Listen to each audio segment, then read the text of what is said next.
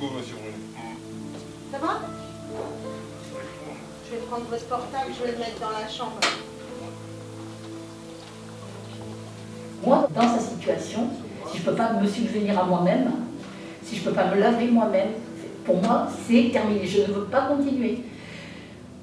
Mon mari est pareil. Il est dans cette optique de demander la sédation. Là, à l'heure actuelle, maintenant, on n'est pas du tout dans un cadre de fin de vie proche. Donc si à l'heure actuelle, on faisait quelque chose qui ferait hâter le décès, ça s'appellerait de l'euthanasie, et ça, on ne le fait pas. Vous êtes prêts? Penchez-vous bien en avant. Allez, on y va. Allez, vous allez y arriver. Allez, allez, allez, forcez sur votre jambe. L'autre. L'autre, elle s'en va. Voilà. Soufflez. Oui, c'est bien. On voit certains patients qui arrivent à dépasser la limite qu'ils s'étaient fixée au départ. Quelqu'un qui va se dire qu'à partir du moment où il ne pourra plus marcher, le reste sera inacceptable. Et bien on se rend compte que ces patients-là, au rythme du temps, ils repoussent leurs propres limites. Ah, un petit peu de beurre à vous n'avez pas de pince à épiler plutôt? Non? Tiens, je te laisse faire. Ben oui, bien sûr. Pourquoi moi, hein? L'expérience. L'expérience.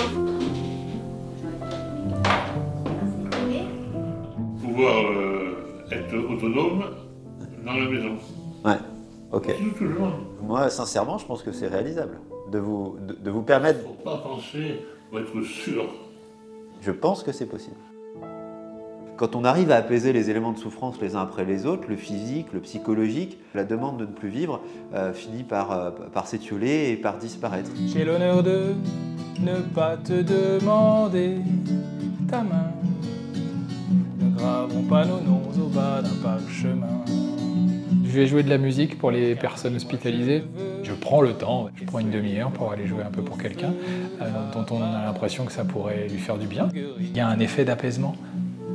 Vous pouvez fermer les yeux, écouter la musique et penser à quelque chose qui vous plaît. Un endroit agréable.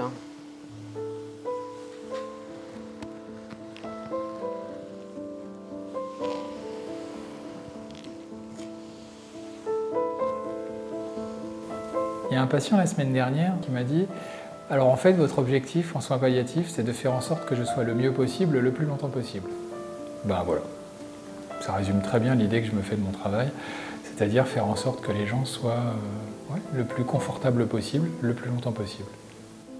Pense à dire aux gens que tu aimes, que tu les aimes, parce que tu ne sais pas si tu en auras le temps demain.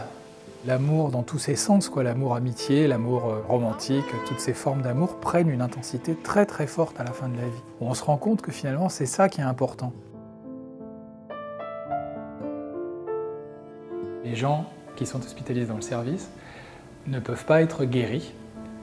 Ça ne signifie pas qu'ils ne peuvent pas être soignés. On peut faire des tas de choses pour eux. Très souvent, le premier jour, les personnes vont nous dire « mais on ne peut plus rien faire, quoi ». Mais on peut faire plein de choses, énormément de choses.